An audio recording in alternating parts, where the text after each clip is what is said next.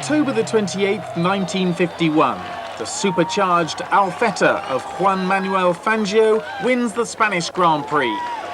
No one knew it then, but a chapter of motor racing history had ended. In fact, one had to wait until July the 1st, 1979, nearly 3 decades later, before a forced induction engine would again win a Grand Prix.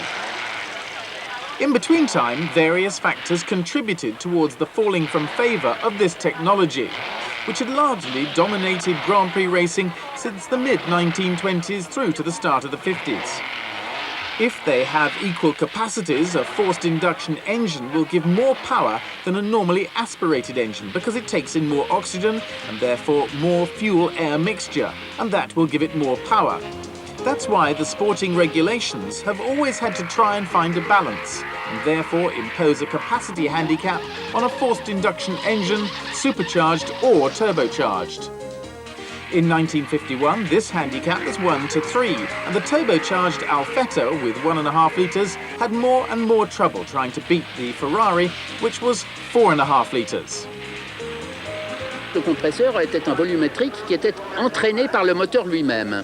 Alors le moteur développait plus de 400 chevaux, mais il fallait 150 chevaux pour entraîner le compresseur. C'est-à-dire que les organes internes du moteur devaient délivrer les 400 chevaux dont on avait besoin pour entraîner les voitures, plus les 150 chevaux du compresseur. Pour ne pas casser les moteurs, on utilisait de l'alcool qui est un carburant particulier. Il a une qualité exceptionnelle, c'est sa chaleur latente de vaporisation. C'est-à-dire que quand on introduit de l'alcool dans un moteur, on absorbe la chaleur de ce moteur. Et on refroidit en particulier tout l'intérieur, la chambre de combustion, les soupapes, la tête de piston. Et c'est comme ça qu'on pouvait faire tenir des moteurs qui, sans ça, auraient été beaucoup trop sollicités.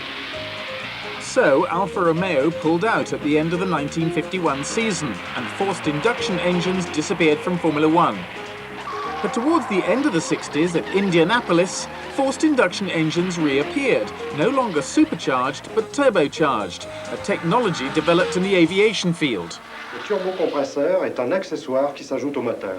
Voici le turbocompresseur, il est composé de 2 parties, une partie turbine et une partie compresseur. Les gaz d'échappement rentrent à haute vitesse dans le carter de turbine et entraînent la roue de turbine. Voici la roue de turbine.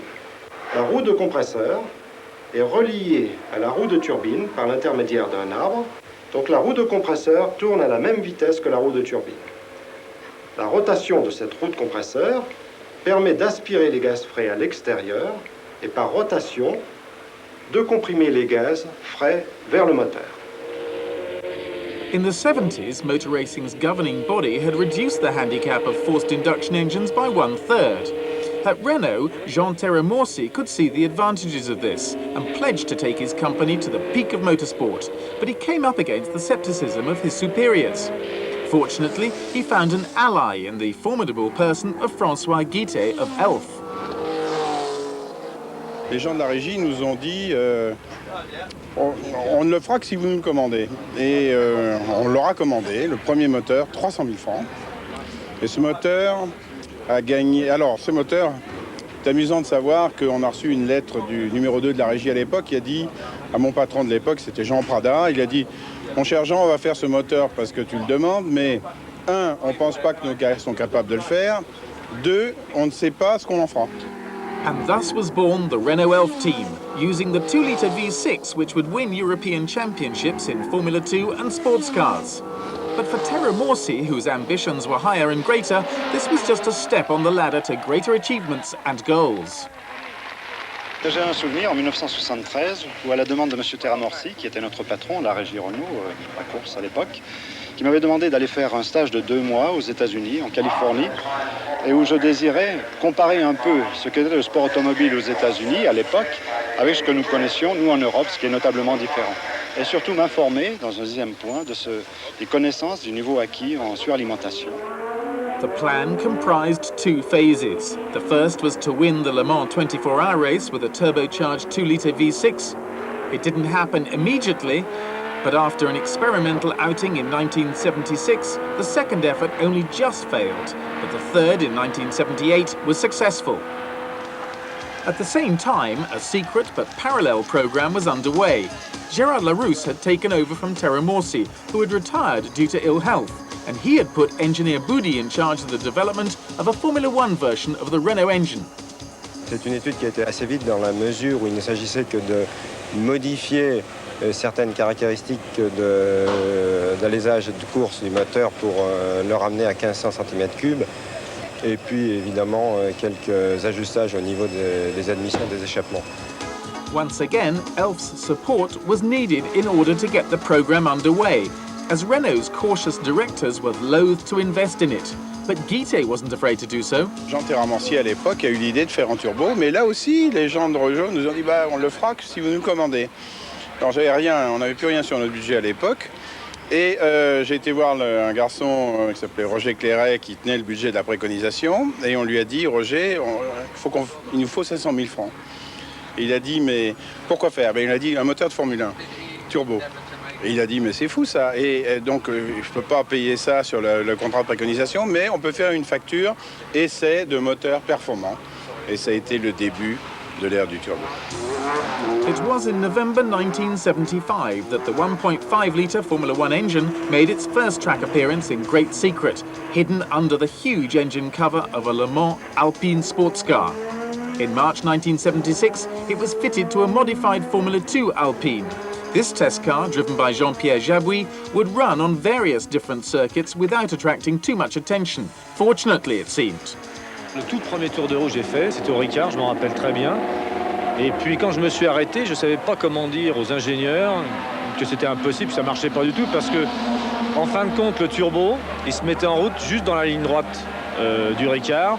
Ça veut dire qu'il fonctionnait 10 secondes, même pas, sur tout un tour de circuit. Donc je me suis dit, je ne vois pas comment on va arriver à faire un moteur qui fonctionne sur tout un tour, parce que là, on était vraiment loin du problème. Et puis ce qui s'est passé, c'est que tout de suite, Bernard Dudot m'a dit non, mais on va essayer des turbos différents, ça peut peut-être changer. Et effectivement, ils ont mis des turbos différents et ça a changé énormément. Testing continued until the great day, July the 29th, 1976, when Larousse was given the green light to go ahead from Bernard Arnault, the new president of Renault, who was 100% behind the project.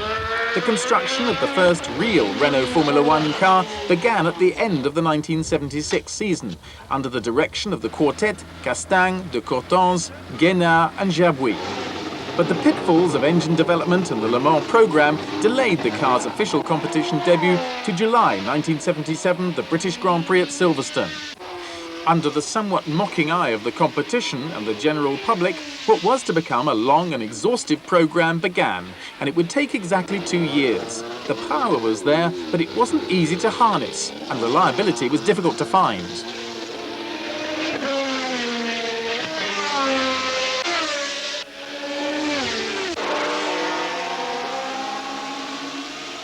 Moi, je me rappelle mes premières courses, les Anglais et Ken Tyrrell en particulier, quand je rentrais au stand, ils éclataient de rire, quoi. On nous prenait vraiment pour des illuminés, quoi. On avait l'impression que le moteur turbo, les gens éclataient de rire. Alors forcément, parce qu'on avait des problèmes. Souvent, le moteur rentrait, il y avait des flammes énormément longues parce que le turbo avait cassé, donc l'huile était en feu. Le mécanicien avait une technique, avait un gros manchon. Il le mettait dans l'échappement pour arrêter les flammes. Le moteur fumait, donc ils appelaient ça la TIR jaune, d'ailleurs, bien connue. It didn't take long to get it right, however. The great day arrived on July the 1st, 1979. Success finally came at the French Grand Prix at Dijon, before a delighted home crowd when Jean-Pierre Jabouille and the Renault Elf team finally won their first Grand Prix. Furthermore, Arnoux in the second Renault Turbo fought a fantastic duel with Villeneuve's Ferrari, a duel which will remain legendary. The Renault just pipped for third place. As in rugby, Formula One can be a hooligan sport played by gentlemen.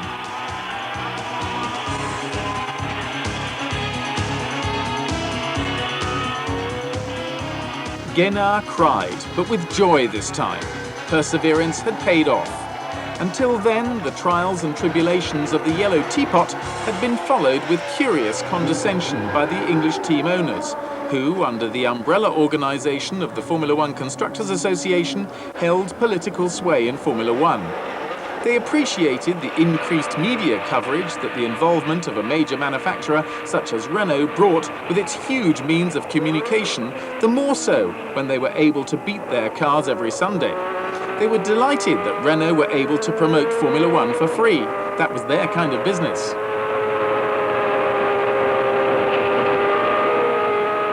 But they began to worry in 1981 when Prost, now driving for Renault Elf, emulated Jabouille's success at Dijon, where he won the first Grand Prix of his career. At the same time, Ferrari got the message and took the turbo route too. The English wanted to stick to their cheaper Ford Cosworth engines.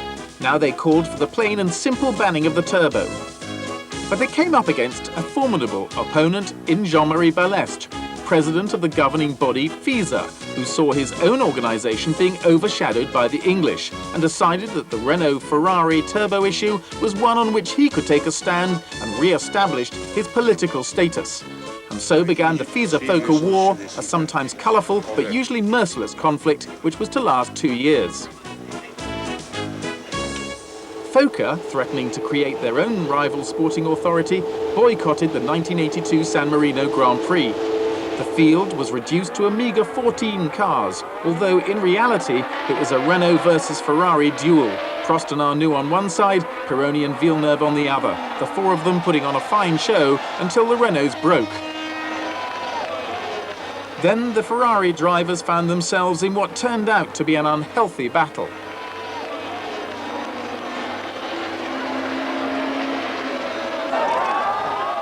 Pironi won, but Villeneuve contested the ethics of his win, and he would pay for this quarrel with his life 2 weeks later, taking one risk too many when trying to beat his rival's time. As the Renaults still seemed too temperamental, Pironi built on his success and seemed destined to become the first world champion in a turbocharged car at the end of the year.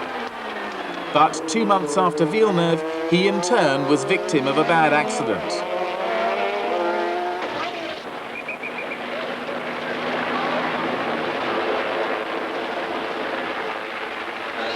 And as Renault weren't in a position to take advantage of Ferrari's bad luck, it was finally Rosberg who delayed the inevitable outclassing of Ford Cosworth's V8. So one had to wait until 1983 for a turbo-engined car to win the world title for the first time. And in spite of Lotus's support, it was not a Renault-powered car. It wasn't to be a Ferrari either, for they failed to take advantage of their advance, but instead it was a relative newcomer BMW powering Nelson Piquet's Brabham. It was a historical success and one that was amusingly ironic. For, after all, this Brabham belonged to the president of FOCA, the organisation which had been at the forefront of the anti-turbo lobby.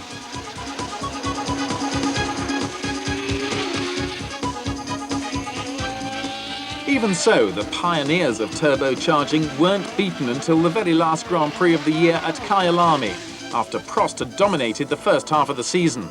But Renault's defeat was one of the most costly in the history of motorsport.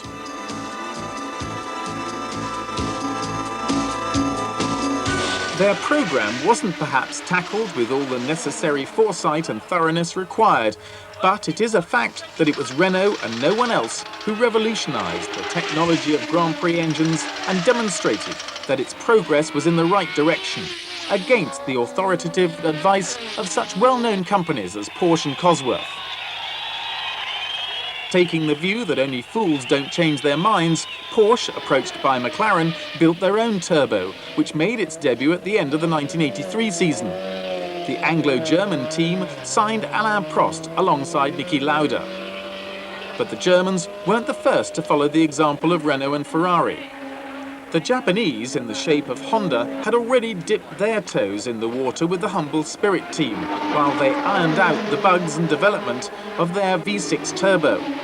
At the end of 1983, they took their first serious steps by installing the engine in a Williams.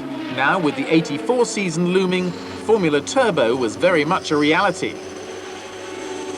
The new generation of turbo engines outclassed early models, such as BMW's four-cylinder, and even Renault's V6 was a little long in the tooth now.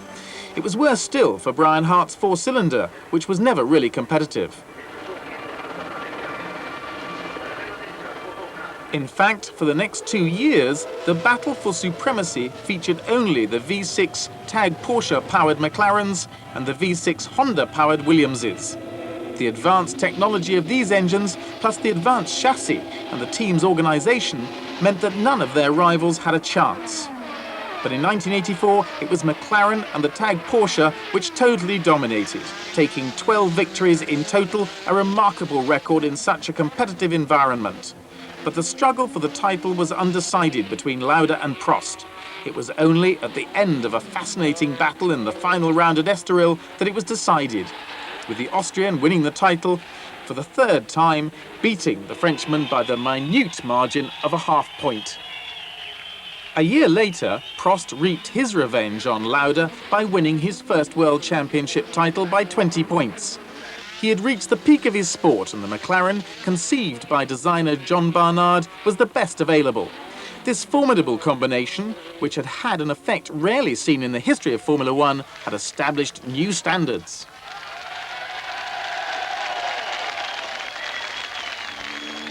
But by 1986, Honda's engine had made up ground and was now superior to the TAG Porsche. Prost was hard pushed to retain his title against the combined efforts of Williams drivers Mansell and Piquet. Fortunately for him, apart from his talent of getting the best out of his equipment at all times, circumstances would also come down in his favour.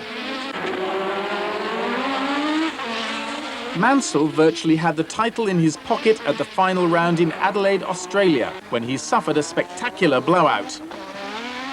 And against all predictions, Prost, beaten on paper, became the surprise winner and just held on to win his second title. But it was very close.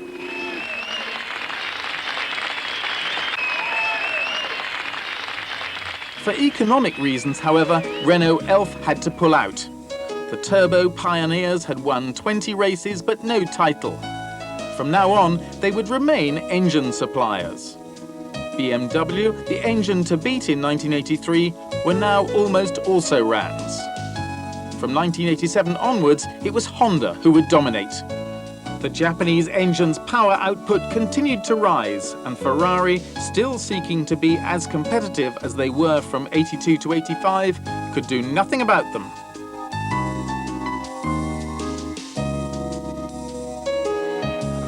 Only McLaren could occasionally rival Williams, but the Porsche engine was at the end of its development, and the Honda took the upper hand. Piquet and Mansell, however, fought against one another within the team, and Frank Williams could do nothing about it. Piquet suffered the after effects of an accident earlier in the season, but was still able to destabilise the fragile Mansell, who injured himself during practice for the Japanese Grand Prix and lost the title.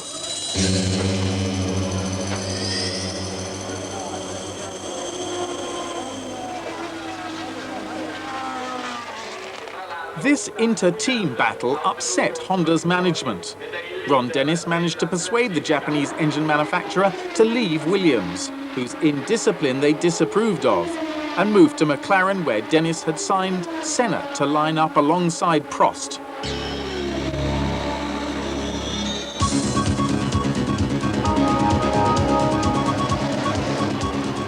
But even though the Japanese had put their money on the right team, they were not to find things any more calm at McLaren. They had jumped out of the frying pan and into the fire, for Dennis was no better at controlling his hotheads than Williams had been.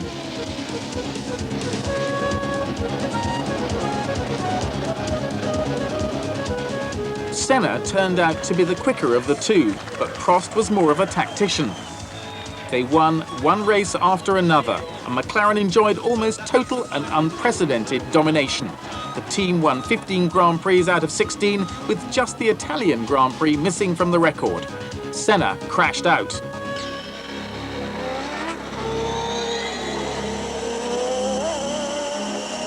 But just as the tally of victories mounted up, so too did the temperature of rivalry between the two drivers. It would be decided at Suzuka, where, having completely messed up his start, Senna turned a rain shower to his advantage in order to catch Prost, whose aversion to rain proved decisive.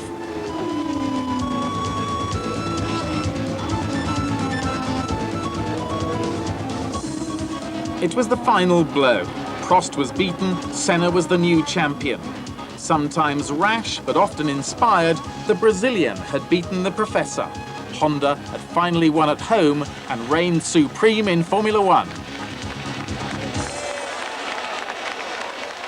The top leading man has a strong will to win. We should win and win. This is most important. To make the organization very simple and in a practical manner, they can judge and they can do. This is the second thing from the organization point. And for the budget, you should not give too much. And in a very severe condition, even budget, they can cultivate their strong, challenging spirit by themselves, using their wisdom. But this determination, allied to the staggering progress made in electronic technology, promoted an astonishing rise in performance, which alarmed the governing body. From 500 brake horsepower in 1977, Senna's Lotus Renault in qualifying form for the... Per cui furono installate delle pop-up valve che limitavano la pressione di utilizzazione del turbo, limitando per conseguenza la potenza. Fu fatto in due parti, prima con una limitazione un po' più larga per non penalizzare troppo e l'ultimo anno con una penalizzazione più bassa per cominciare a introdurre nello stesso momento i motori aspirati nelle gare di Formula 1. Furthermore, it has to be said that FISA had reduced the size of fuel tanks, which had placed a fuel consumption limit on turbo-engined cars. This had caused cars to run out of fuel or to cruise slowly in order to conserve fuel, and had made a mockery out of Grand Prix, no longer races of speed and now incomprehensible to the public. Formula Turbo's days were now numbered. Sarebbe stato molto più economico e facile, e se si vuol dire che la potenza è contro la sicurezza, ridurre la cilindrata. Ogni anno le fabbriche che fanno motori ricostruiscono i propri motori. Sarebbe stato molto semplice ridurre la cilindrata a 1000 cm3, lasciando i tecnici che erano diventati esperti in questo campo di sviluppare ulteriormente. I benefici enormi che ne hanno avuto le macchine di serie. Oggi ci sono delle vetture a motore turbo che a 120 km all'ora fanno con 1 litro anche 12-13 km all'ora, motori di 2-3 litri. Quindi questi sono dei grossi vantaggi in termini di economia generale, di nazione. Quindi io sono dispiaciuto che il motore turbo sia stato fatto sparire. Something had to be done to reduce the endless rise of power. But the total banning of the turbo wasn't necessarily the right thing. As Lamborghini's chief engineer Mauro Forghieri suggested, a reduction of capacity might have been more advisable. That way, an avenue of progress, one of the sport's missions, would have remained open rather than closed. Yes, the epoch of Formula Turbo was one of nonsense, excess, and possibly even insanity. But it was also stirring, dynamic and exciting for those who were able to live in this golden age of Formula One.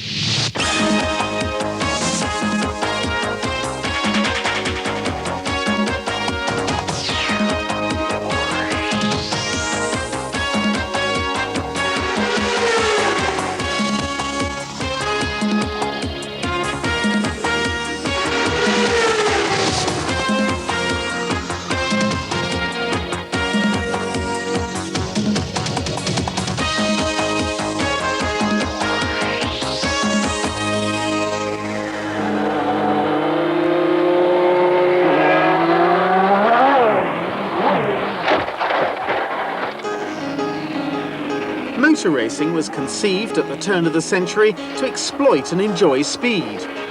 In its early days, this simple aim was enough to thrill the public. But soon, accidents, incidents, and the introduction of closed circuits added a new dramatic dimension to this noble sport, and it became a modern version of the Roman games.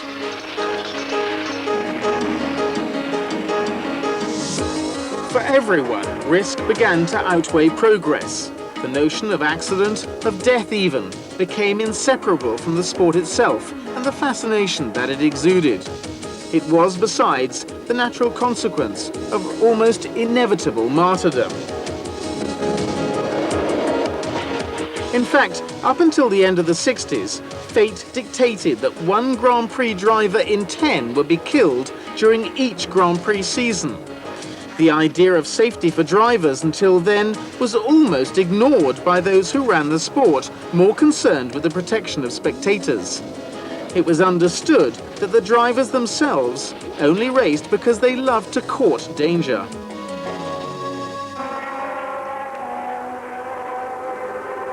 But while Grand Prix cars became more and more powerful, the circuits themselves remained unchanged, and accidents became more and more serious and frequent.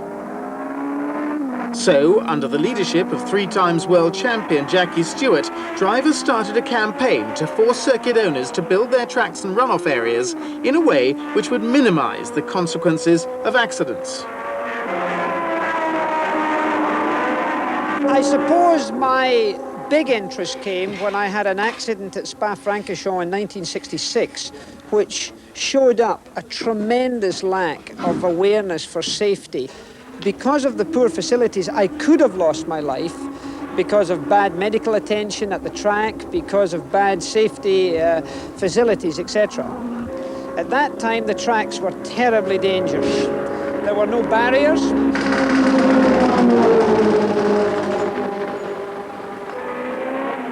There were earth banks that were no more than launching pads for the race cars when they left the track. There were trees that were there unnecessarily and many other hazards that could have been avoided.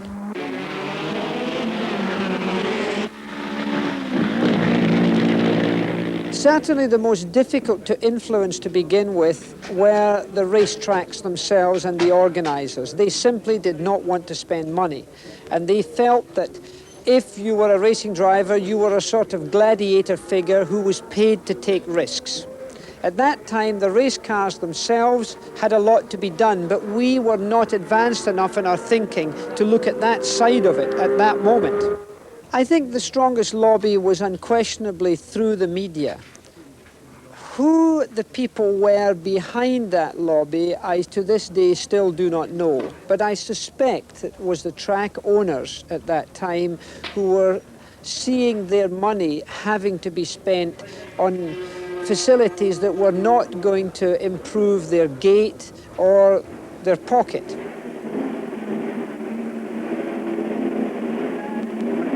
The biggest help really were the top line drivers who were prepared to assist, who were prepared to stand with me.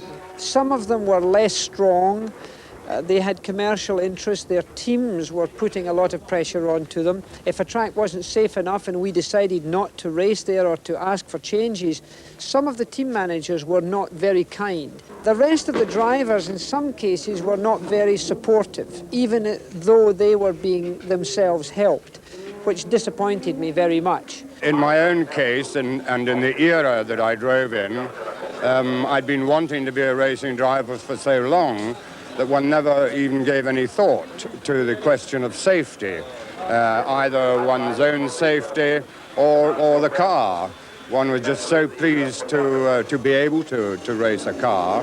I mean, it was nice to get paid or get some money for doing something I wanted to do and loved doing anyway, but I'd really have done it for nothing. So, you know, you were doing something that you loved, and if something went wrong, well, you just accepted that as part of what you were doing. I often thought, you know, one talked about trying to make the cars a bit more secure, but, you know, with somebody like Colin Chapman, it was a little difficult.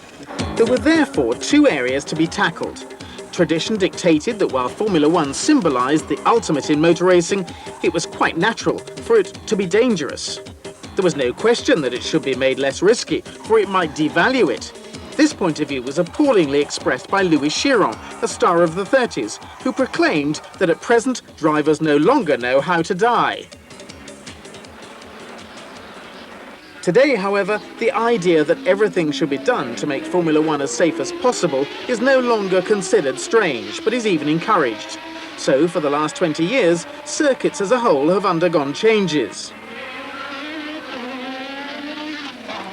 The first Grand Prix at the turn of the century were at least run on closed roads, but very often the lap length was as much as 60 miles, which restricted rapid and efficient rescue in case of accident.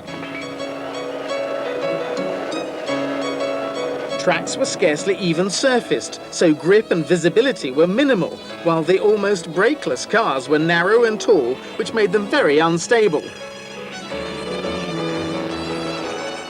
In the 20s, road surfaces improved, but still, most Grand Prix venues were little more than public roads closed for the weekend with little or no preparation.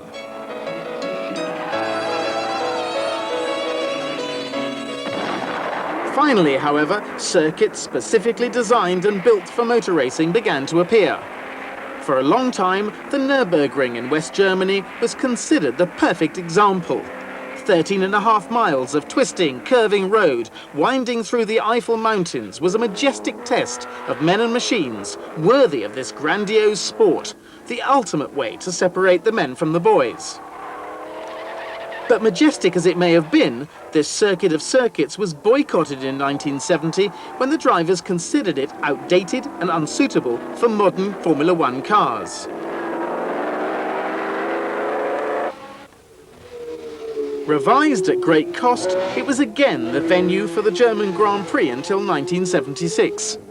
But that year, world champion Niki Lauda almost lost his life. It was only the brave actions of 3 of his colleagues, making up for the lack of official help, which saved him. That was the end of the Nürburgring, since replaced by Hockenheim, much less majestic, but with facilities which met modern safety criteria. However, these facilities, while being able to reduce the consequences of an accident, could not prevent them.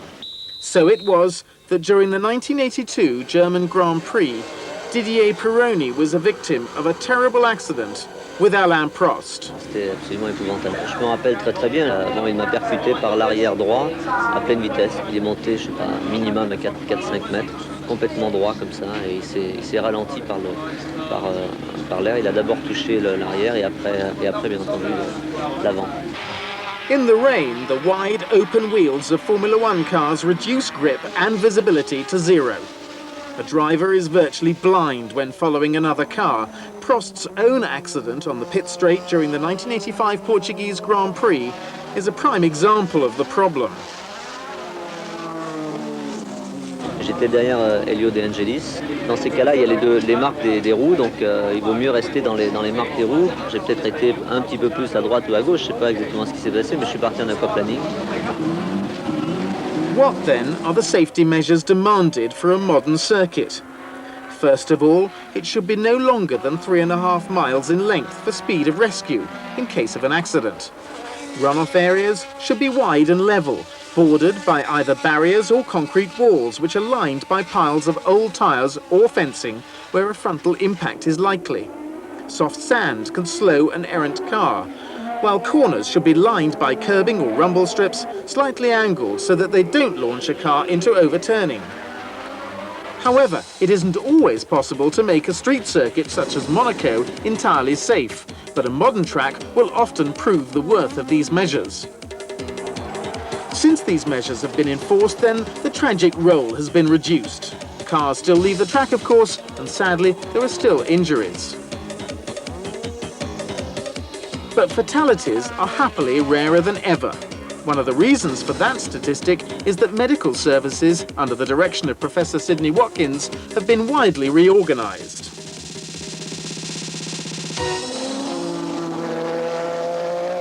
Enormous progress has been made because What has happened in the last 10 years has been the evolution at all of the circuits to which Formula One goes of modern medical centres with modern equipment up to the standard of the intensive care unit that you would find in the best hospitals throughout the world. The first phase is to rescue the pilot from the accident. And the modern technique for that is to have interception cars driven by experienced race drivers who are stationed around the circuit. And in each car there will be a doctor, a resuscitation expert, and perhaps a paramedic or a second doctor.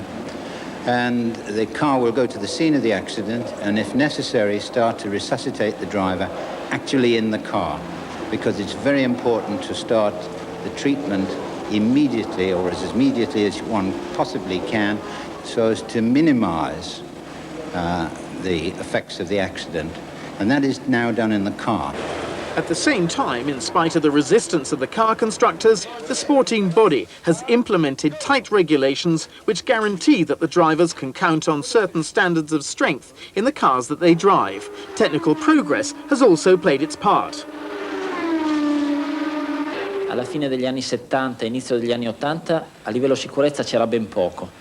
Purtroppo furono gli anni di grossi e tragici incidenti. Dall'82 fu l'introduzione dei nuovi materiali, compositi. Passammo dalle vetture classiche in metallo alle vetture composite. Un'altra data importante fu 4 anni fa, quando passammo al crash test vero e proprio. Oltre alla cellula di sopravvivenza fu introdotta la prova d'urto per provarla effettivamente. What was the principle of the survival cell? Diciamo che poniamo delle dimensioni minime di costruzione dello chassis, sia come abitabilità del pilota, sia come impiego di materiali. Diamo delle dimensioni minime e la qualità minima dei materiali da utilizzare. Philippe Allio's incredible accident in the 1988 Mexican Grand Prix was proof that these worked. He emerged unscathed from his Lola. Negli anni 50 e fino alla fine degli anni 70 il problema dell'incendio fu quello più grave. Oggi possiamo dire che fortunatamente è scomparso questo problema. Formula One cars have to be fitted with soft fuel tanks, which, like the self-sealing valves and fuel lines, are of aviation standard. A well-indicated exterior cut-off switch and an on-board automatic fire extinguisher are also obligatory, while a tank of medical air will allow a driver to breathe for 30 seconds in a fire without risk of lung damage.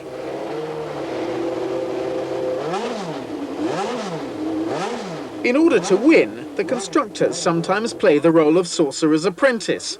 It can't be much fun constantly striving against such tendencies. È difficile dirlo perché entrano in gioco altri elementi, circuiti, piloti. È un equilibrio sempre difficile da trovare e, come dicevi tu prima, c'è una costante corsa da parte dei team per migliorare le prestazioni e da parte della federazione di contenerle in limiti di sicurezza. So the governing body sometimes has to apply the brakes and put a stop to things. Beh, è stato fatto qualche anno fa, è stato fatto adesso col motore atmosferico. Tra le altre ragioni per cui il turbo compressore è stato vietato è stata anche quella di ridurre le potenze a limiti più ragionevoli. Yes, but surely on that point you failed, because normally aspirated engines promptly beat the times of the turbo cars. Certamente, è il progresso. Se ci fossero stati ancora i turbo saremmo ancora più in là. It was also imperative to ensure that Formula One cars, with their incredible grip, did not become ballistic missiles should they lose control. Consequently, the width of cars' slick tyres was limited in the early 80s. The governing body also fought a long battle to contain aerodynamic progress, which was constantly improving grip. It all started at the end of the 60s, when wings were first introduced, but their growth was soon limited after a series of structural failures. The situation reached a peak at the end of the 70s with ground effect. The ultimate in this development was Gordon Murray's Brabham, which was equipped with a fan to suck the car to the track. but it was banned after winning its only race.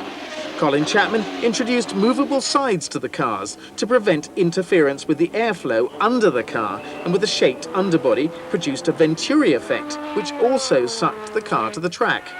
This was the era of skirts, outlawed in 1983. Another important safety area was that of drivers' dress. To begin with, they wore blue overalls and reversed flat hat. In the 30s, Nuvolari wore a skull cap, but it wasn't until post-war that the helmet made its first appearance. Drivers in the 50s still preferred the lightness of a cotton shirt and cloth trousers to anything more robust. Helmets that covered drivers' ears appeared in the 60s, and at the same time they began to wear underwear and overalls made of fireproof materials. The governing body encouraged this by creating manufacturing standards, and these spread to helmets, while gloves and boots were also made in fireproof materials. This was how drivers fought their fear of fire, the scourge of the 70s. At the same time, circuits became better equipped, and in the 80s, the problem of safety was largely overcome. Many of the tracks have become very safe, but the drivers have become very dangerous. And now it's a question of policing those drivers, not just when they reach Formula One, but when they start off from Formula France or Formula Italy, to Formula 3, to 3000, and finally to Formula One.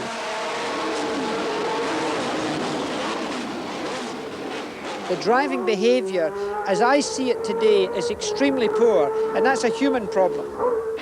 Obviously, it is hard to protect the drivers from one another.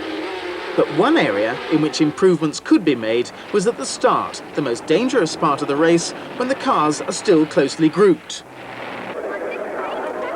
The principle of placing cars according to their speed in practice was adopted in 1933, the grid system, utilised in order to limit overtaking when the field was still closely bunched. But the cars became so wide that the system had to be fine-tuned to limit accidents, spacing cars further apart on the grid. A 2x2 grid replaced the previous 3-2-3 configuration, and that was then staggered.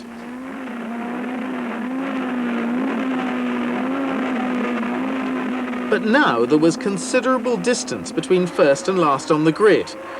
It was also necessary to replace the traditional dropping of the national flag with a system of traffic lights. Strange perhaps, but more visible, and now operated by a professional starter used to the tension and problems of Grand Prix starts. This was an attempt to prevent any repeat of accidents such as that at the start of the 1981 Belgian Grand Prix, when Siegfried Stoer ran into a mechanic from his own team who was trying to start his teammate's engine when the start was given.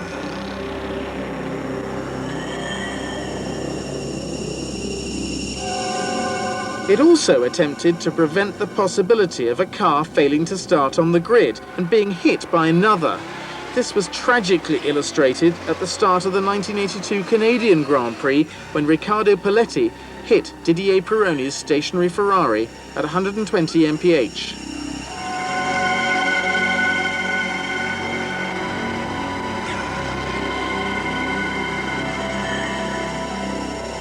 This was strangely ironic.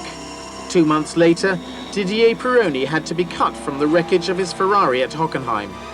He was so badly injured that he thought Professor Watkins recommended immediate amputation, although this is disputed by those involved. He had just recovered consciousness when I arrived at the accident. He recognized me. There was already some interception cars there with doctors aboard from the rescue organization at Hockenheim, and they had started to resuscitate his blood pressure by setting up intravenous transfusions. His legs were very badly damaged, and once we had his blood pressure under good control, then we were able to take the remains of the car apart so that he could be removed from the car without adding any damage to his legs.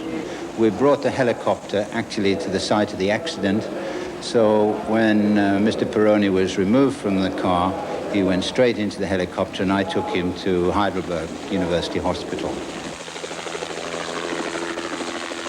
Later, at his own request, Didier was moved to the Choisy Clinic in Paris, in the care of Professor Letournel, the orthopedic surgeon nicknamed the surgeon with hands of gold. Le problème de l'urgence de sa jambe avait été réglé à Heidelberg et il fallait essayer de lui récupérer sa fonction.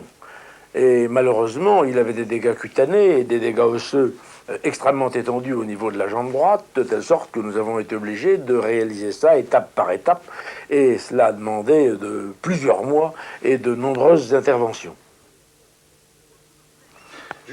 What sort of men face up to this extraordinary suffering? Vous pouvez dire quel genre d'homme c'est face à la souffrance?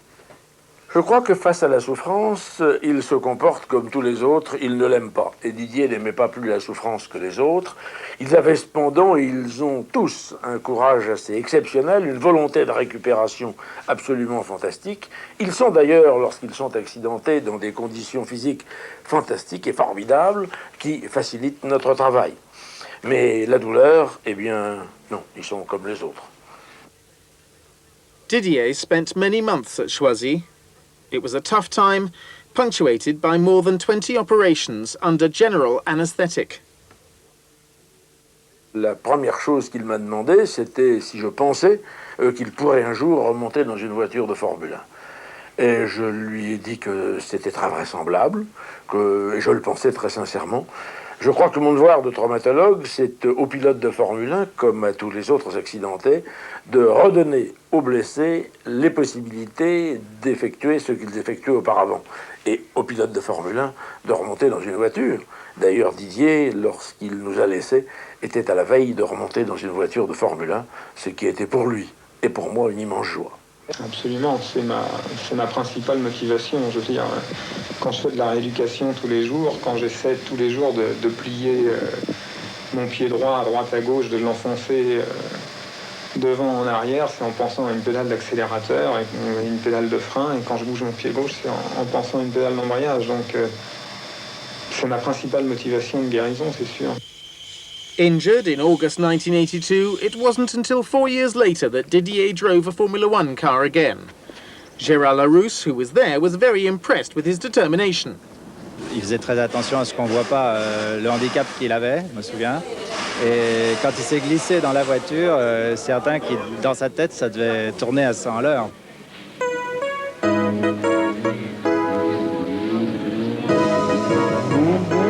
The test took place at Dijon, in a Ligier, during a closely guarded private session.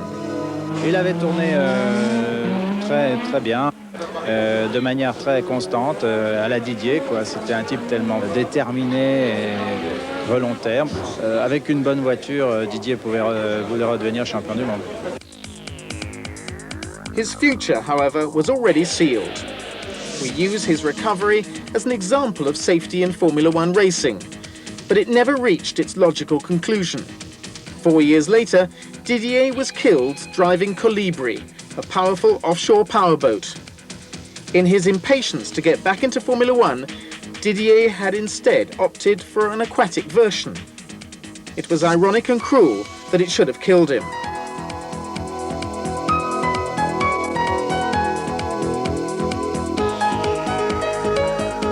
The moral of the story is that racing remains racing and drivers remain drivers. In spite of all the efforts and all the progress that has been made in safety, it would be wrong to believe that you could turn this high-risk sport into a secure and innocent game. These days, Grand Prix drivers pay for their sport less frequently with their lives. But accidents happen and will continue to happen. They are an integral part of motor racing. But constant vigilance is also vital, particularly concerning technical innovation, if one is to avoid the terrible toll of the 50s and 60s, when each year it was inevitable that one driver in 10 would not survive the season.